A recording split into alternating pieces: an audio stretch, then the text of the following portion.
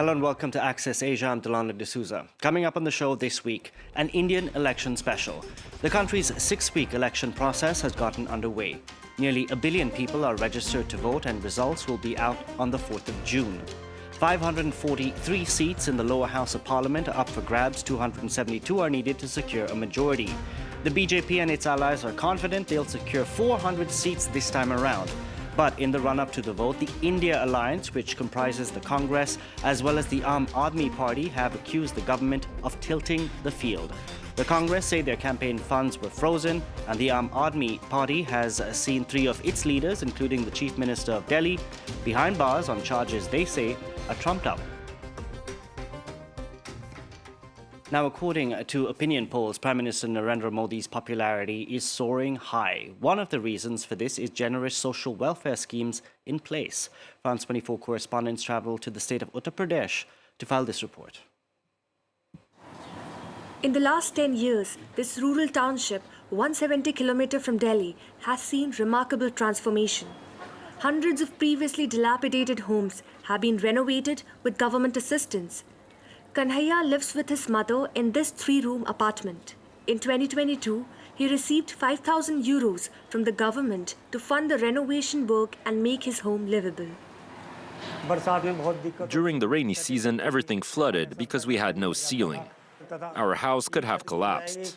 No government had ever offered to build our houses.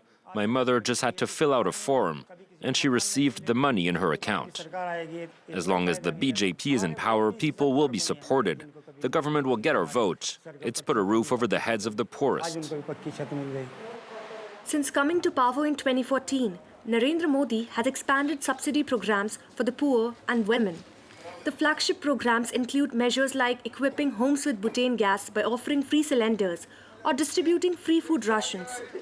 Mamta Devi, a 40-year-old widow, is amongst the 800 million beneficiaries of such programs, helping her to meet basic needs. Before, I used to cook on a wood fire. It was very hard, there was a lot of smoke, my eyes burned, and it was hot. Now I'm relieved. These are the rations I receive thanks to the government.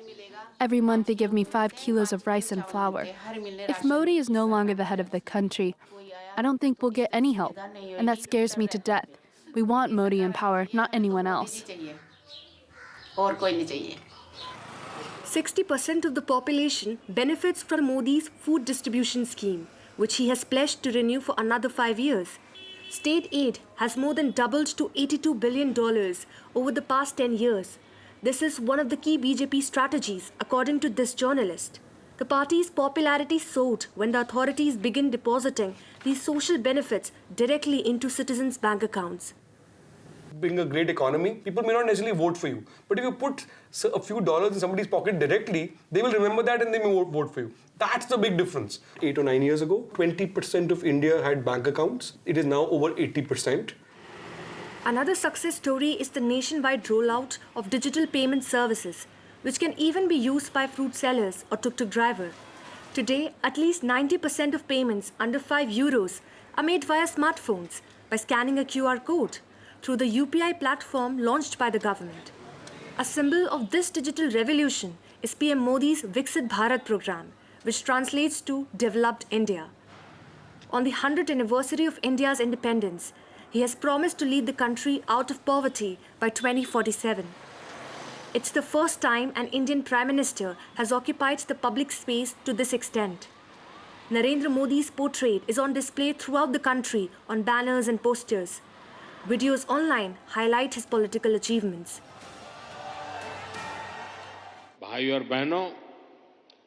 Brothers and sisters, Modi's guarantee is with those, all of those, who don't have any guarantees. The Prime Minister's activities are widely covered, whether it's inaugurating a new train line or campaigning in the country's southern states. In this promotional video, it's even suggested that he halted the war in Ukraine to ensure the safe return of his citizens. Modi ji, hum ghar le aayenge.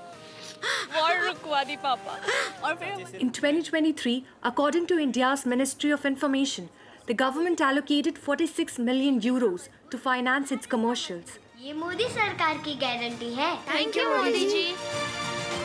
By appearing alongside heads of state worldwide, Narendra Modi aims to project India as a significant player on the international stage. But some people criticize the government's promises as spending has been cut for the health sector and with the rise of religious hatred and the mass unemployment affecting youth. Attacks on democracy have also increased since the Hindu nationalist government took office, with opposition parties frequently becoming the target of legal investigations. He wants to substantiate it by jailing opposition leaders and creating an impression in the people that opposition is full of corrupt people. Opposition is being demonized not only by the Prime Minister but by the media. In its 2024 report, the Freedom Institute, known for assessing democratic freedom, ranked India 104th, warning that it is becoming an electoral autocracy. Now, one of the pillars of a strong democracy is a free press. In the past few years, India's ranking in the World Press Freedom Index has plummeted. While many mainstream organizations toe the government line, a handful of independent media outlets remain. YouTube sensation Dhruv Rathee has been using social media to fact-check topics and hold the Indian government to account. नमस्कार दोस्तों, electoral bond का scam ना सिर्फ देश का सबसे बड़ा scam है बल्कि ये पूरी ही दुनिया का सबसे बड़ा घोटाला है. Dhruv Rathee, thank you very much for joining us here on the program. You have a master's degree in engineering, yet over the past 10 years or so, you've been making these videos which tend to go viral. How did that come about, and did you see something lacking in the traditional media? Thank you for having me here. When I started out my YouTube channel, it was completely on a different scale, and I was focused more on travel vlogging. Over time, I felt passionate about speaking up on educational topics and seeing what is happening in the country. And it was purely out of my own passion for speaking up for the democracy and for the progress of the nation that I started making videos which were more concerned with the development of the country. You connect with the wider audience due to your use of Hindi. Are you surprised at the eyeballs your content manages to get?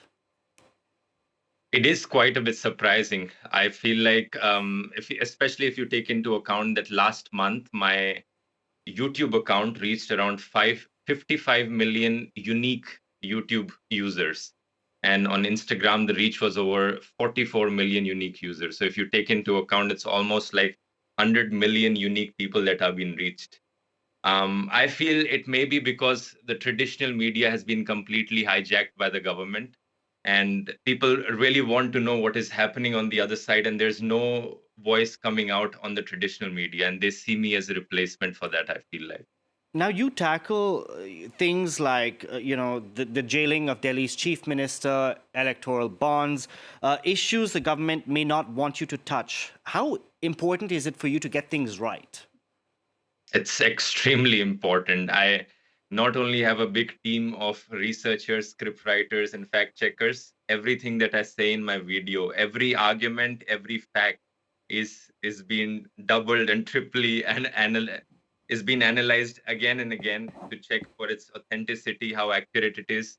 And after my whole video is done, I even get it checked by a lawyer because, the pressure is very high. I can't afford to make a mistake because there's almost hundreds of millions of people listening to me. Has the government ever tried to shut you down or silence you? Not yet. But there are, of course, trolls online which really try to, harass you for speaking up. They target you. But fortunately, nothing as much has happened to me yet. But there are other cases where other YouTube journalists have been shut down by the government. There was this recent case, I think 1 week ago, where a channel called Bolta Hindustan was blocked in India. And it was quite critical of the government. And the government used their IT laws to pressurize YouTube to block the channel in India. So yes, these cases are happening. And I fear that in the future, if this government gets a big majority again, these cases will only keep rising. Do you ever feel the need to self-censor? I mean, of course, everyone who speaks to such a large audience self-censors to some extent. I cannot freely speak my mind 100%, but I do try to, be as open as possible, as speak as freely as possible to a certain extent. You are based in Europe. Do you fear for your family in India, and do you fear for yourself whenever you do visit the country? Whenever I do visit the country, I have only met people who love the work that I do. They are really supportive of the work that I do, and I have never really met any so-called hater in real life. I have no allegiance to any political party, and my loyalty lies to my values which are focused on rationality, liberty, speaking up for the democracy of the country and the progress of the nation. Dhruv, if you check India's traditional media, the main channels, especially in the English-speaking world, it seems that everything in the country is going fine. Do you get that sense too? No, it's just because the whole of traditional media has been captured by the government. There used to be critical news channels, but they were slowly bought out, and journalists like Ravish Kumar, Abhisar Sharma, Punya Prasoon Vajpayee, these were prominent journalists who were once on TV channels, but they were forced to resign from their jobs, and now many of the independent journalists are actually forced to be on YouTube.